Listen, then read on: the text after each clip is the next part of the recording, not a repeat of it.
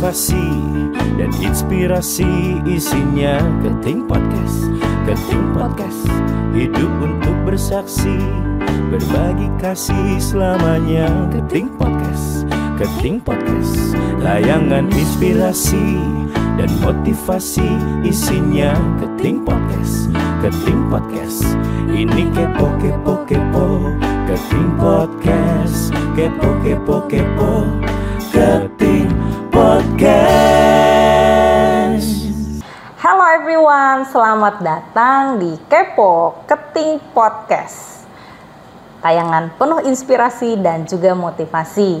Saya Dona dan saat ini saya ditemani oleh Ci Crescentia Ien, yang mungkin lebih akrab dipanggil Ien. Nah, Ci Ien ini adalah founder dari @cek potensi diri. Nanti teman-teman bisa cek IG-nya untuk lihat Ci Ien ini aktif banget di IG-nya maupun juga TikTok-nya. Ada banyak tips-tips yang Ci Ien bagikan di sana yang dapat memberi inspirasi buat kita semua sehari-hari. Nah, khusus malam ini ya Ci, kita mau bahas nih tentang bulan Februari, bulan kasih sayang. Jadi gini nih, saya ini tipe orang yang suka kalau dikasih hadiah. Nah, kebetulan suami saya itu orangnya nggak suka ngasih hadiah. Jadi artinya gini ya, selama menikah kalau misalnya saya nggak beliin suami saya hadiah, dia nggak masalah gitu. Tapi kadang-kadang itu jadi masalah buat saya gitu kalau saya nggak dapat hadiah, contoh di ulang tahun atau mungkin ini di hari kasih sayang. Itu kenapa ya sih? Karena kadang-kadang iya suka jadi pertanyaan aja ke kita kan, kita kan jadi mikirnya kalau emang sayang kasih hadiah kali gitu ya, karena kita aja juga nyempetin kan kasih hadiah gitu kan, kenapa dia enggak? Itu artinya bahasa cintanya Cidona adalah hadiah. Karena bahasa cinta itu sendiri punya 5 umumnya. Yang pertama adalah kata-kata positif, yang kedua sentuhan, yang ketiga adalah servis atau tindakan. Nah, yang keempat ini adalah sentuhan, yang kelima ini adalah hadiah. Nah, saya yang hadiah itu. Ya Cidona yang hadiah, gitu loh. Jadi hadiah sendiri, misalnya masing-masing dari bahasa cinta, dia sendiri terbagi lagi. Misalnya kalau Cidona hadiah gitu ya, bisa jadi utuh, ada yang utuh. Kalau utuh berarti memberi dan menerima, suka memberi dan suka menerima juga. Oh, jadi saya suka dapat hadiah, maka kalau saya sayang sama orang atau saya care sama teman, saya kasih hadiah juga. Iya, betul. Itu yang utuh. Ya, itu yang utuh. Nah, ada yang pecah. Yang pecah itu berarti hanya suka memberi, tidak suka menerima. Oh, jadi saya suka memberi hadiah, ya, tetapi tidak suka menerima. Oh, jadi bahasa cinta saya actionnya adalah saya kasih hadiah nih, tapi belum tentu saya suka dikasih hadiah. Betul, giving gift. Oke. Nah, ada yang sebaliknya, hanya suka menerima, tidak memberi. Oh, jadi bisa berbeda ya? Bisa jadi berbeda. Oke. Nah, jadi kalau sentuhan sendiri, misalnya kalau bukan sentuhan ya, tadi hadiah ya. Misalnya kalau hadiah sendiri, Cidona, bahasa cintanya adalah hadiah. Hadiah sendiri itu yang mana? Ya, dipahami dulu. Yang utuh atau yang hanya memberi atau yang menerima. Setelah dipikir kayaknya tuh saya yang hanya menerima, tapi saya belum tentu kasih juga sih ya. Jadi kalau seseorang misalnya Cidona sukanya, misalnya kalau saya deh, sukanya memberi. Saya memberi hadiah belum tentu bahasa saya suka menerima juga gitu loh. Bahasa cinta saya menerima. Enggak, saya hanya memberi. Oke, jadi tadi ada 5 ya, itu yang hadiah. Ya. Lalu tadi ada waktu yang berkualitas. Iya, betul. Quality time. Nah, kalau quality time ini realnya itu kayak gimana sih gitu? Apakah harus setiap hari ketemu gitu kan? Atau jarang-jarang ketemu nggak apa-apa, tapi yang penting sekali ketemunya berkualitas. Maksudnya definisinya apa sih contohnya gitu ya? Definisinya lebih ke berkualitas. Jadi nggak sibuk main HP sendiri. Misalnya ada kan. Ada yang hanya berharap yang penting kamu ada di samping saya deh. Oh, itu juga termasuk waktu yang berkualitas. Iya, betul. Ini. Iya, soalnya saya kan sekarang sering gitu ya, kalau kita lihat orang kencan ya, lagi pesan menu gitu kan, perginya sih berdua, duduk hadap-hadapan ya, cuma megang handphone berdua. Iya. Tapi itu bahasa kasih mungkin bukan waktu yang berkualitas ya, karena meskipun bareng, Tapi mungkin connectivity-nya sama orang lain gitu ya, atau game atau apa, dia nggak masalah gitu ya. Jadi tidak merasakan kehadirannya. Tidak merasakan kehadirannya ya. Tapi itu akan jadi masalah kalau memang kita tipe orang yang waktu berkualitas ya. Betul. Jadi kalau misalnya ada pasangan yang selalu merasa terganggu, perasaan gue udah temenin dia kemana-mana gitu, kenapa dia tetap komplain gitu ya? Gitu. Karena dia nggak hadir gitu ya, Iya, waktu betul, berkualitasnya nggak ada. Iya, Oke, ini juga poin bagus. Hadiah waktu berkualitas. Terus tadi kata-kata ya?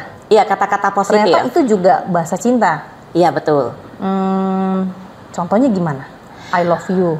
Atau apa nih kata-kata? Kamu cantik deh hari ini, Cidona. Jadi kata-kata afirmasi yang bisa memotivasi diri kita. Gitu. Oke. Afirmasi. Berarti kayak kata-kata yang menguatkan gitu? Menguatkan, yes. Berarti tapi ini bukannya mau dirayu doang nih, bukan? Lain? Bukan. Dari 5 bahasa cinta yang biasanya tidak mau diakui sama orang tuh yang kata-kata positif. Oh gitu? Iya, betul. Kenapa? Gini, kalau cara kita untuk mengetahui bahasa cinta seseorang itu sebenarnya dari pertanyaan. Dari pertanyaan, saya masuk dulu ya. Iya. Nih, misalnya Cidona pengen tahu bahasa cintanya Cidona apa sih gitu. Taunya bisa dari mana? Taunya dari Cidona bisa menanyakan diri sendiri gitu ya. Apakah momen apa yang saya merasa paling bahagia? Waktu sama pasangan gitu ya? Iya, jadi nggak harus sama pasangan, semua. Pokoknya yang paling bahagia itu tuh momen seperti apa sih? Nah, coba diceritakan ulang sedikit. Nah, di situ dapat tuh momennya. Apakah saat itu momennya diberi hadiah? Apakah saat itu dipuji? Nah, di situ kelihatan. Nah, begitu juga dengan kalau kita pingin tahu love language-nya atau bahasa cintanya seseorang, bisa dengan pertanyaan seperti itu. Momen apa yang kamu ingat yang kamu paling bahagia? Nah, itu bisa. Nah, kita balik lagi. Kenapa yang bahasa cinta pujian itu paling nggak suka diakui gitu ya, karena takut pengen dipuji ya. Iya. Kayaknya kesannya gampangan banget sih lu dipuji doang gitu, pakai kata-kata aja luluh gitu ya. Kan malu kan, ya kan, coba akui. Iya. Coba akui di dalam. Malu sih kalau saya mau dibilang mau dipuji terus gitu. Seperti itu sih. Iya. Jadi itu yang paling nggak kentara gitu ya. Iya. Nggak mau diakui orang. Iya. Ya menarik sih. Tapi tadi ya waktu Ci Ien ajak untuk bertanya refleksi, saya jadi refleksi sebentar. Apa yang bikin saya bahagia? Dan ini nggak cuma sama pasangan sebenarnya ya, karena bahasa cinta ini universal ya. Betul. Karena itu actionnya kita, ya entah ke pasangan ataupun ke teman ataupun ke orang tua, intinya ke yang relation ya, hubungan kan. Setelah saya pikir sih kayaknya bukan hadiah ya sih ya. Ayo. Maksudnya bisa nggak sih Ci kalau misalnya kita itu lebih dari satu gitu? Oh, bisa. Gini, bahasa cinta itu kan tadi saya bilang 5. Sebenarnya setiap individu 5-5-nya itu tuh hadir. Oh, jadi bukannya kita pilih salah satu? Bukan pilih salah satu. 5-5-nya ada. 5-5-nya ada. Hanya kamu dominan yang mana? Sama dengan yang fungsi otak. Nah, kita kan punya fungsi otak di otak kanan, ada di otak kiri gitu. Otak kita semua berfungsi. Kita lebih dominan yang otak kiri apa? Otak kanan. Nah, pakainya mana? Kalau yang kiri biasanya disebut psikoanalisa gitu, yang kanan imajinatif, seperti itu kan? Nah, lebih kemana sama? Dua-duanya juga berfungsi, dominannya yang mana? Itu loh. Nah, kalau tadi fungsi otak itu kan lebih ke kognitif, kecerdasan kognitif. Nah, kalau bahasa cinta dia berada di kecerdasan emosional. Nah, kognitif kan pola pikir. Berarti kalau kecerdasan emosional, bahasa cinta itu ada di pola rasa. Pola rasa. Iya, kalau kognitif itu di pola pikir. Tetapi kalau di emosional, pola rasa. Maksudnya apa tuh Ci, pola rasa? Mengenal emosi kita, kebutuhan emosional kita tuh seperti apa. Nah, salah satu yang bisa kita kenali ya lewat bahasa cinta. Kebutuhan emosional yang harus dipenuhi. Oke, menarik nih. Jadi sebenarnya kita kan belakangan ini kan semenjak bukunya Gary Chapman itu terkenal ya tentang 5 bahasa kasih kan semua orang tahu oh ya 5 love language. Tapi sebenarnya tujuannya adalah itu ya untuk kita mengenal gitu rasa ya. Karena setiap orang ada gitu 5 ini, tetapi ada yang lebih dominan dan lebih enggak. Nah, jadi yang pertama kita mengenali dulu nih diri kita itu yang mana sih saya ketika dari 5 hal ini kalau mendapatkan ini saya merasa terpenuhi gitu ya. Setelah kita mengenal diri sendiri baru kita mengenal actionnya kita ke orang itu apa ya? Iya, terutama kalau untuk pasangan ya. Kalau untuk pasangan kita yang penting mengetahui dulu yang pasangan. Pasangan kita tuh apa bahasa cintanya. Dan kita sendiri juga buat diri kita. Jadi kalau bahasa cinta itu memberi dan menerima, menyampaikan dan menerima, penyampaiannya itu bukan ke orang lain saja, tetapi bisa ke diri kita sendiri. Misalnya contoh kalau hadiah, ya kayak Cidona tadi bilang hadiah, gitu, memberi hadiah atau menerima hadiah. Kalau Cidona sendiri ada tantangan yang bisa Cidona lewati sendiri.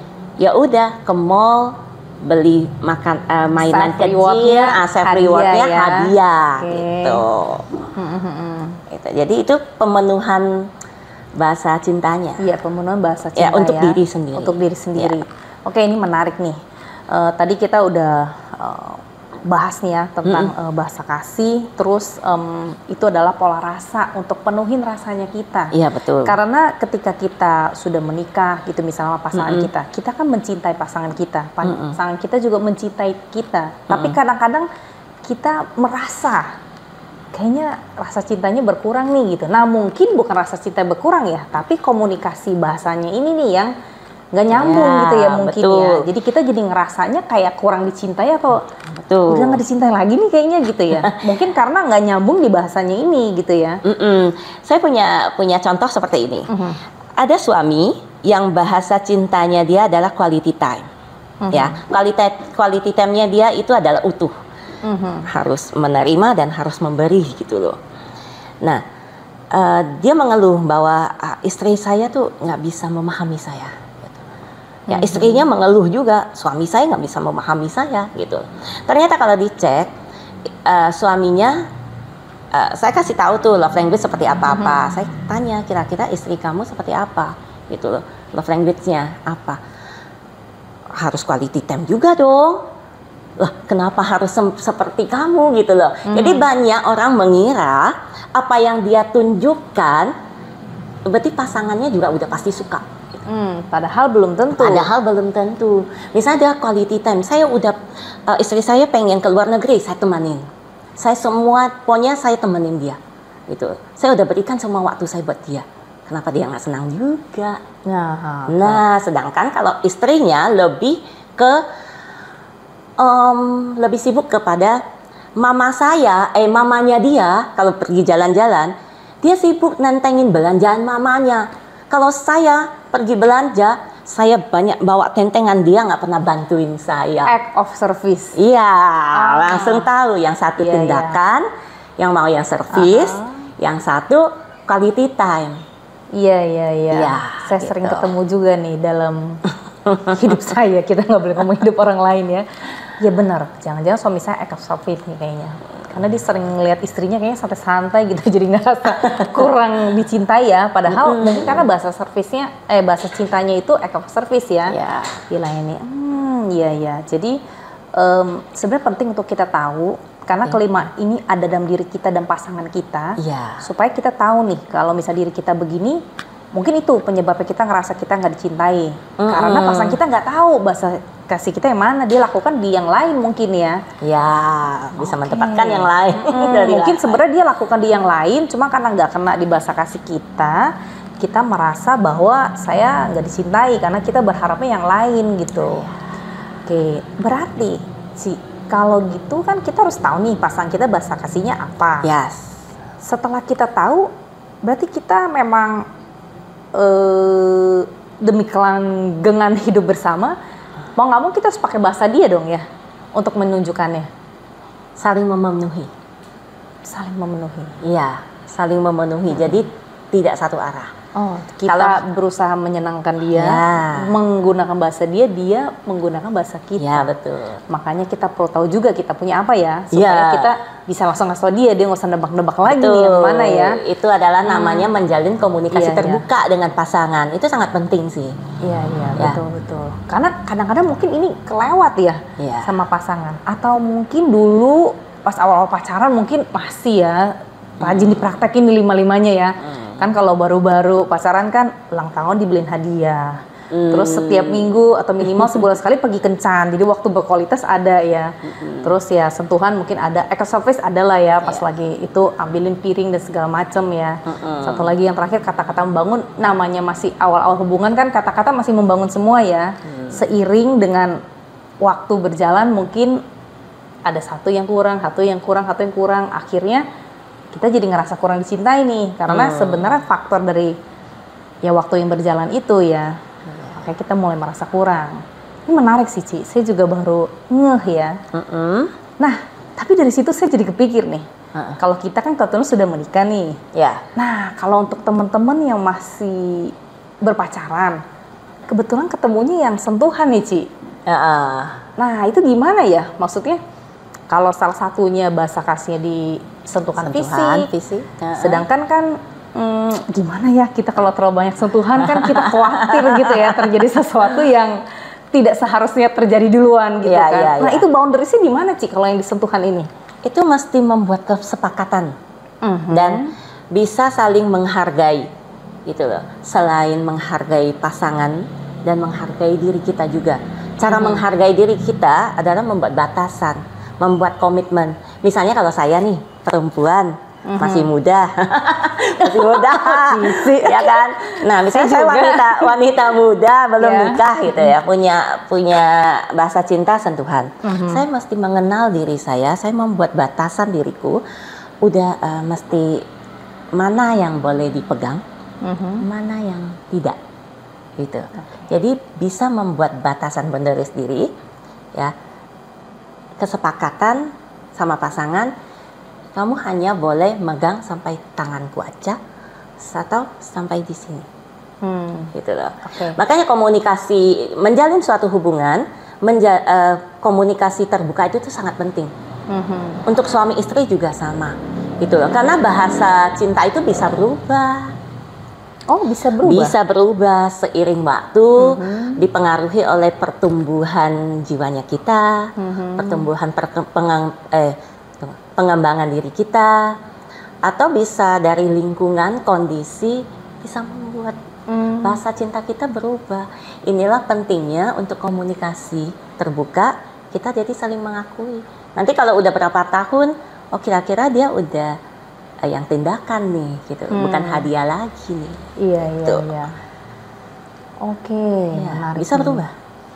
Jadi kalau misalnya bagi pasangan yang memang sentuhan itu bukan alibi ya, bahwa bahasa kasih kita sentuhan, jadi kita saling menyentuh tanpa boundaries ya. Jadi itu satu boundaries. Lalu berarti seharusnya itu juga nggak jadi isu ya kalau misalnya yang bangun hubungannya itu mungkin LDR, long distance relationship. Jadi nggak bisa ketemuan terus gitu kan, nggak bisa hadir fisik gitu. Kalau misalnya seperti itu, ada tipsnya nggak gitu gimana? Misalnya kebetulan nih dia fisik gitu kan, sentuhan. Jadi mesti sentuhan. Sedangkan long distance gitu kan, ketemunya ya beberapa bulan atau setengah tahun sekali gitu. Apalagi yang tindakan. Iya, karena dia itu tindakannya. Service ya. Jadi harus hadir gitu ya. Iya, itu juga loh. Act of service kan bingung ya kalau jarak jauh gimana act of service-nya ya. Iya, bisa memberi. Bingung kan? Suka kejutan biasa kalau yang quality time, yang bahasa cintanya itu tuh waktu berkualitas suka dengan kejutan-kejutan. Misalnya nih, Cidona sama pasangannya dia masih muda, belum nikah atau gimana, atau terpisah gitu sama suaminya gitu. Maksudnya tempat tinggalnya gitu, sementara gitu ya. Jadi Cidona bahasa cintanya tindakan gitu. Suaminya itu udah tahu nih.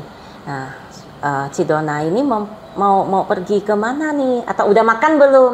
Nah suaminya langsung di depan tuh udah ada makanan, dikirimin. Iya. Gitu.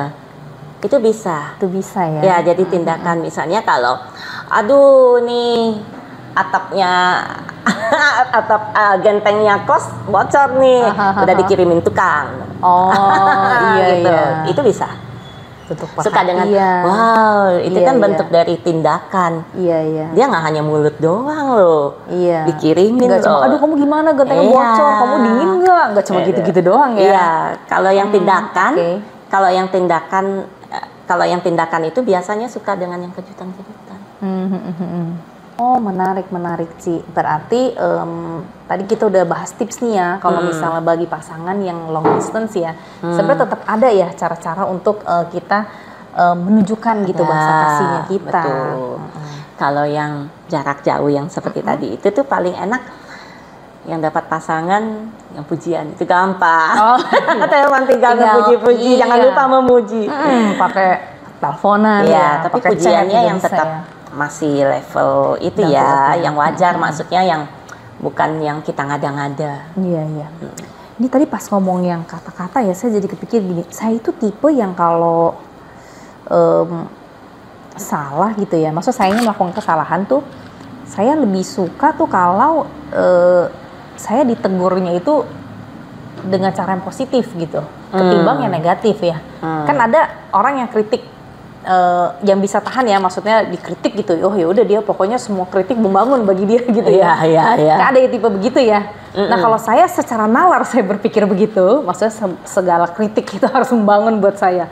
Tapi sebenarnya kadang-kadang kalau saya ketemu cara yang penyampaian yang gak enak gitu ya, kadang-kadang gitu loh, ego kita naik gitu ya. Yang ada saya malah makin sengaja makin gak mau gitu. Apakah mungkin karena bahasa kasih saya kata-kata ya? Jadi saya tuh sebenarnya lebih prefer kalau orangnya itu menegurnya dengan baik aja, dikasih tahu baik-baik, saya bisa kok improve gitu. Tapi kalau saya dikasarin, buat saya makin nggak mau gitu. Itu termasuk bentuk bahasa kasih di kata-kata nggak sih? Bisa jadi, bisa enggak. Tidak selalu. Jadi tergantung, tergantung. Soalnya kalau yang seperti yang Cidona cerita tadi, itu tuh sangat banyak faktor yang mempengaruhi Cici seperti itu.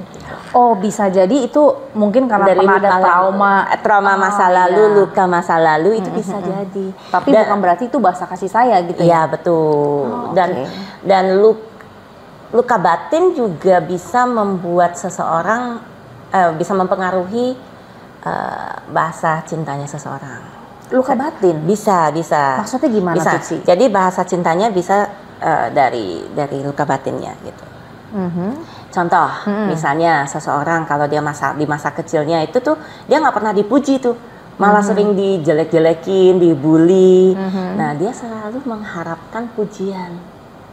Jadinya pas dia makin membesar atau apa, dia lebih senang kalau dipuji. Dia merindukan pujian. Oh, karena lingkungan dia tumbuh itu dia nggak dapet, jadi dia merindukan itu ya? Iya, betul. Okay.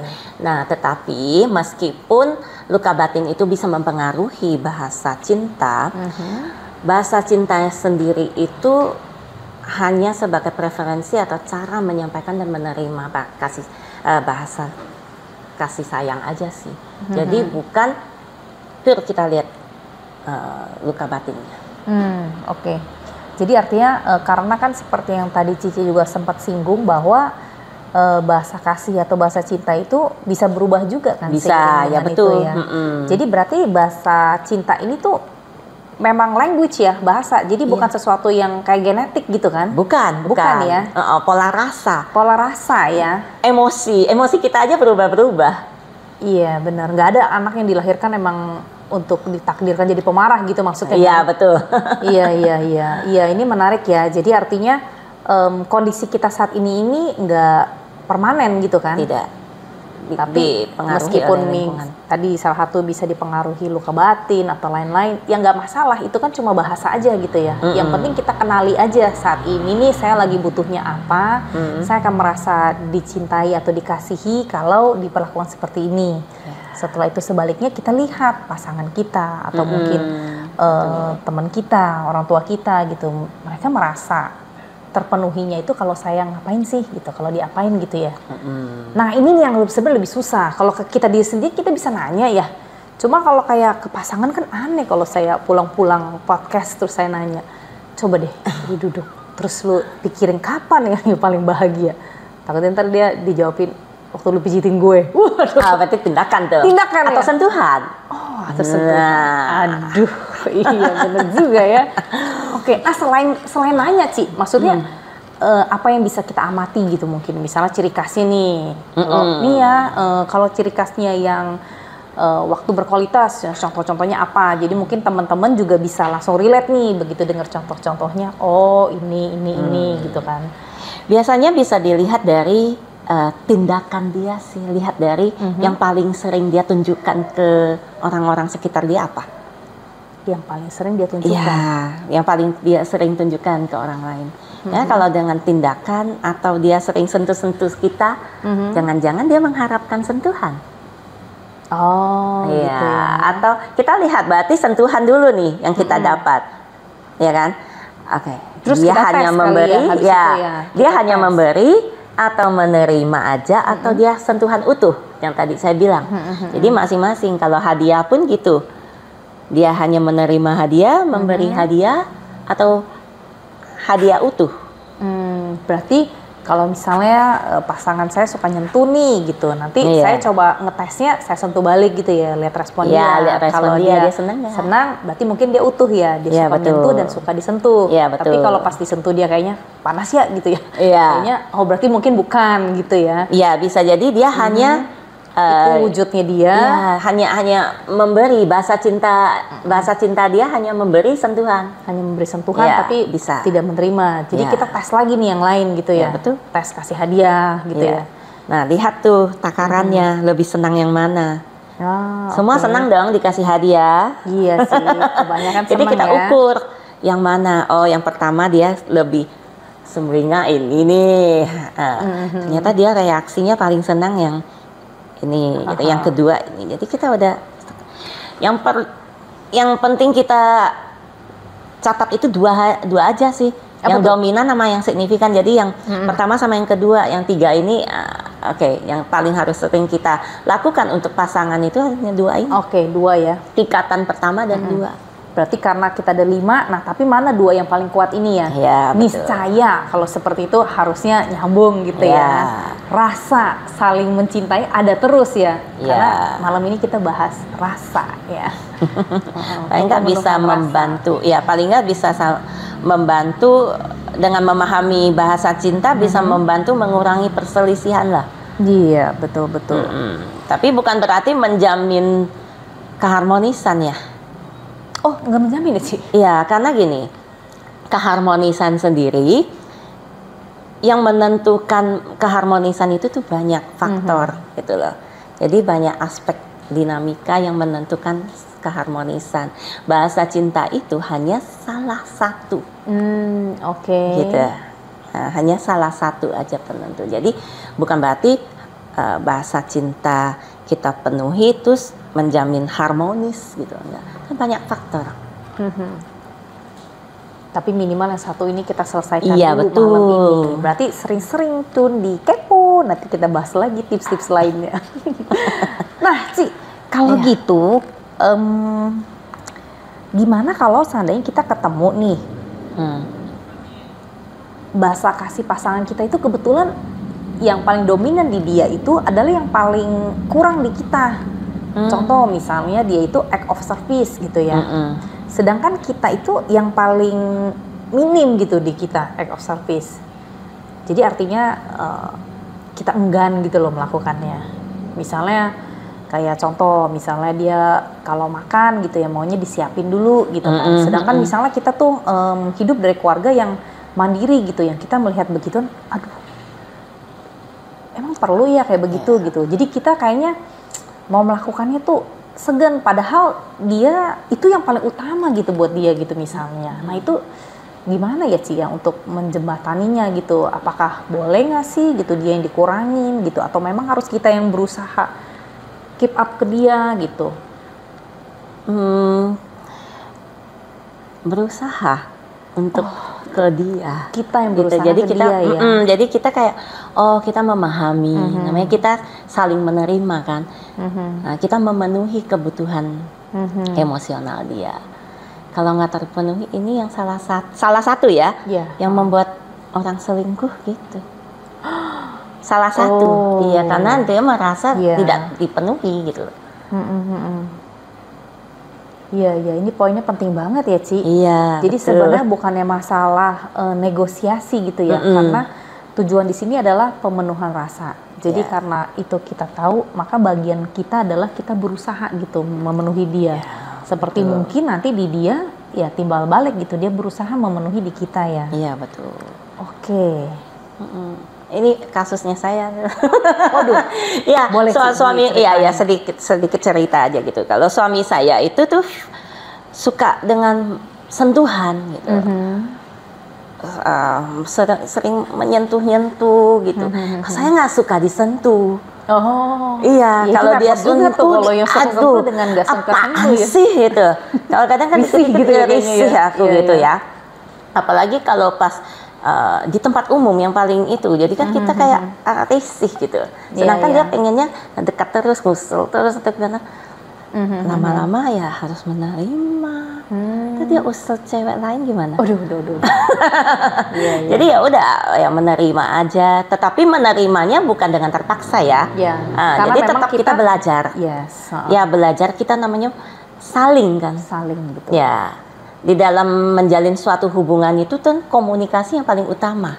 Dalam komunikasi bukan monolog. Monolog itu kan berarti satu arah.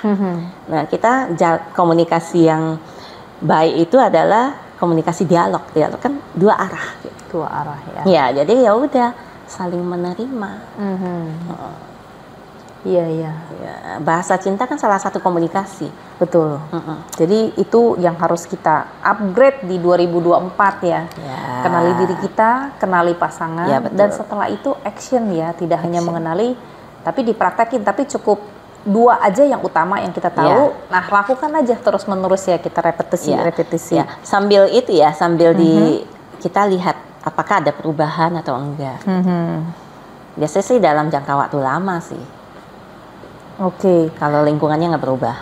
Nah, itu kan tadi kalau misalnya kita berusaha ya untuk kita mau memenuhi rasa daripada pasangan kita.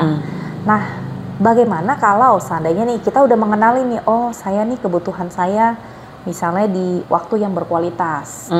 Ternyata saya paling senang nih kalau pas ngumpul sama suami gitu ya, atau sama pasangan dan nyambung gitu kayaknya. Nah itu waktu berkualitas, saya merasa itu yang paling berharga. Tapi kayaknya pasangan saya nggak ngeh tuh. Nah itu gimana gitu caranya kita bisa kasih tahu ke pasangan bahwa saya maunya nih waktu kita ketemu nih kamu fokus gitu 100% ke saya, tanpa saya terkesan menuntut gitu. Takutnya misalnya karena kan udah kepola gitu loh, misalnya ya kumpul gitu kan, cuma ya gitu mungkin ada distraksi di handphone lah, kalau nggak bocil-bocil lari gitu kan, atau diajak kumpul sih sama temen-temen yang segambreng-gambreng gitu kan. Sedangkan kita mau waktu yang berkualitas, tapi kita nggak mau kesannya needy gitu loh, kesannya kita kayak terlalu nuntut gitu.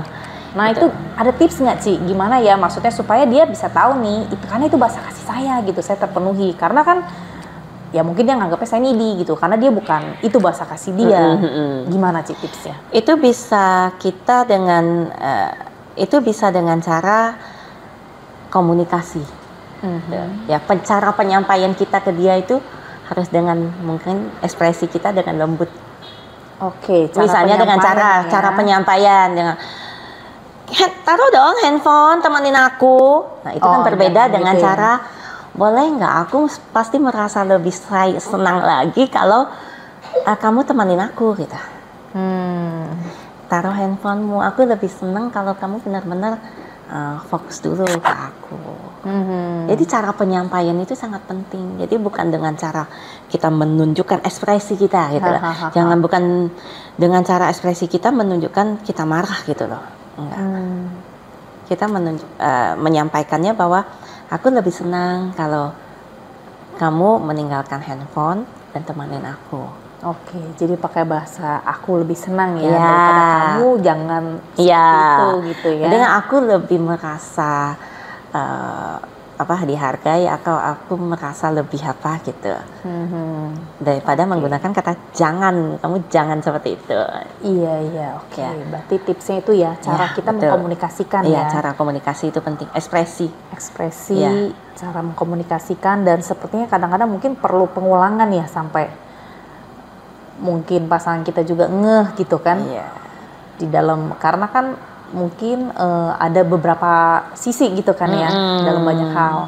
Oke, tapi intinya di komunikasi itu ya Ci ya. Iya, betul. Harus terus menerus gitu kan kita usahakan. Atau boleh komunikasinya langsung kasih tahu aja bahwa ternyata punya bahasa cinta loh. Jadi jelasin. Justru diajak. Diajak dikenalin. Nah, itu bisa. Atau diajak denger podcast ini ya. Jadi kan langsung gitu malam-malam dirajang buka podcast gitu ya. Biar denger langsung, bisa juga itu ya. Nah, kalau nih kita mungkin lebih relate nih kalau misalnya ke yang pasangan yang belum nikah ya. Karena kan sekarang ini kan ngetren nih kan love language lah, ini itu kamu harus ngertiin aku dong gitu kan. Terus gimana caranya supaya kita tahu nih pemenuhan rasa itu memang harus dipenuhi tapi tidak dieksploitasi gitu. Maksudnya tidak dilebihkan gitu? Iya, kayak contoh. Kalau tadi yang sentuhan kan, Cici kan udah bilang ya bahwa kita yang harus bikin boundaries gitu ya. Iya, betul. Kebetulan misalnya nih kalau pasangan pria dan wanita nih yang wanita nih misalnya sentuhan dia maunya ngegelayut terus, yang cowok tahu nih, aduh gue kalau digelayutin terus ada batasnya gitu kan. Jadi bikin boundaries gitu. Nah, tapi gimana kalau misalnya kayak act of service gitu ya? Contoh nih, kan mungkin ada yang jadi dia dari zaman pacaran aja gitu ya. Misalnya nih kalau yang ceweknya act of service gitu ya. Jadi dia emang maunya tas diangkatin, pintu dibukain, mau duduk kursi ditarikin gitu kan. Jadi gimana caranya nih? Maksudnya kita bisa tahu memang itu memang act of service-nya dia sama atau dia lagi dieksploitasi gitu. Atau memang dari manja. manjanya dia gitu ya. Gitu loh. Jadi kan mungkin ini tips untuk teman-teman yang masih belum nikah gitu kan, untuk tahu itu ini pasangan gue ini gue lagi di pelonco atau emang dia itu bahasa kasihnya dia gitu kan. Kita lihat juga tindakan dia ke orang lain itu bagaimana. Apakah ke kita aja atau ke semua orang juga begitu? Misal contoh tadi kalau act of service atau misalnya yang gift gitu ya, hadiah. Jadi kan kita jadi misalnya kalau saya nih yang lagi mau nebak-nebak nih pasangan saya ini nih, kalau di hadiah kesannya kalau nggak semua event dikasih hadiah, ntar dia nggak terpenuhi. Ulang tahun dikasih hadiah, Valentine dikasih hadiah, April Mop dikasih hadiah. Pokoknya semua event jadi harus kasih hadiah kan, kita jadi bingung gitu ya. Betul. Jadi penting sekali itu tuh membuat batasan. Semua ini nih mempunyai batasan level yang harus level normal gitu, sewajarnya gitu loh. Yang tidak wajar berarti bukan dari bahasa cintanya, bisa dari luka batinnya lagi. Dari traumanya dia gitu loh. Bukan dari bahasa cinta sesungguhnya. Bukan dari bahasa cinta sesungguhnya ya. Jadi contoh misalnya dia kurang dapat hadiah, jadi maunya kalau punya pasangan kasih hadiah terus gitu. Tapi sebenarnya itu bukan bahasa kasih dia, tapi dia ada satu problem yang belum di-solve gitu ya. Betul. Nanti luka batinnya atau traumanya selesai juga akan berbeda lagi kok bahasa kasihnya. Oke, berarti catatan bagi kita nih mungkin yang pasangan yang kalau dapet pasangan yang kayaknya lagi nebak-nebak gitu kan, dia baru pacaran gitu kan, dia sebenarnya ini emang dia bahasa kasih apa dia ada isu nggak sih gitu ya? Jadi itu ya, jadi bahasa kasih itu bukan berarti bisa untuk jadi dieksploitasi, karena bisa aja itu karena ada another issue ya, luka batinnya nggak selesai, ya, ataupun betul. misalnya yang manjanya bukan manja ya, misalnya yang tuntutan act of service yang terlalu berlebihan gitu ya. Oke, berarti bisa seperti itu ya. Untuk semua pendengar podcast ini, saya ingin mengingatkan bahwa pemahaman terhadap love language ini sangat penting karena bisa menjadi kunci kita dalam menyampaikan dan menerima kasih sayang. Maka dari itu, ingatlah selalu saling mendukung, menjalin komunikasi yang terbuka, dan terus bertumbuh bersama. Selamat membangun hubungan dengan penuh kasih sayang. Ci Ien, thank you banget buat Sama-sama. bincang-bincangnya malam ini. Saya pribadi dapat banyak banget nih dari yang kita udah bahas. Tapi sayang, waktu sudah mau habis. Nah, kalau misal saya mau tahu lebih lanjut, mungkin saya bisa cek di IG @cekpotensidiri itu ya. Ya, boleh. Saya lihat di dalamnya itu kan Ci Ien banyak kasih nih tips-tips gitu. Jadi buat teman-teman yang mungkin ngerasa, oh malam ini banyak nih inspirasi yang bisa diambil, cekin deh itu IG-nya. Masih banyak hal yang bisa kita ambil. Salah satunya saya lihat tuh ada tentang tes minat bakat ya Ci ya. Iya, betul. Nah sebenarnya tes minat bakat itu buat apa sih? Itu bukan buat anak-anak gitu ya? Untuk tahu dia masuk apa gitu loh. Untuk anak-anak bisa, untuk dewasa juga bisa. Oh dewasa Gitu. juga bisa. Kayak saya gitu masih cocok. Bisa. Itu sebenarnya lebih ke cek karakter dan bakat alami kita tuh apa aja sih gitu loh. Oh, Iya, karakter dari dan bakat alami. Iya, karakter dan bakat alami karena mempengaruhi potensi diri kita. Kalau kita udah tahu karakter dan bakat alami kita yang udah kita punya ini apa, nah untuk mengembangkan potensi diri kita itu lebih mudah. Oh, nanti tesnya ini kita dalam bentuk apa nih, Ci? Kita isi kuesioner kah? Atau kita tes fingerprint atau apa? Ya, salah satunya bisa tes fingerprint. Oh, Ya. oke. Dan dari kuesioner juga ada. Dan nanti kalau misalnya kita mau tahu lebih lanjut, nah bisa langsung kontakin ke Cici aja tuh ya. Iya, betul. Cek di @cekpotensidiri itu ya. Jadi ternyata untuk orang besar ini juga penting juga sebenarnya ya. Jadi untuk kita tahu nih, saya ini sebenarnya karakter diri saya itu apa, bawaan dasar alami saya ya. Iya, betul. Karena kalau kita tahu apa bawaan dasar alami kita, kita bisa lebih langsung menjurus ke sana gitu kan. Oke. Thank you banget Ci untuk insight-nya pada malam ini. Dan akhir kata, sampai jumpa lagi di podcast kita berikutnya.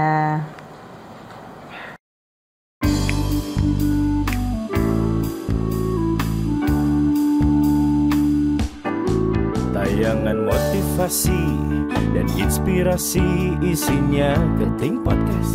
Keting Podcast, hidup untuk bersaksi.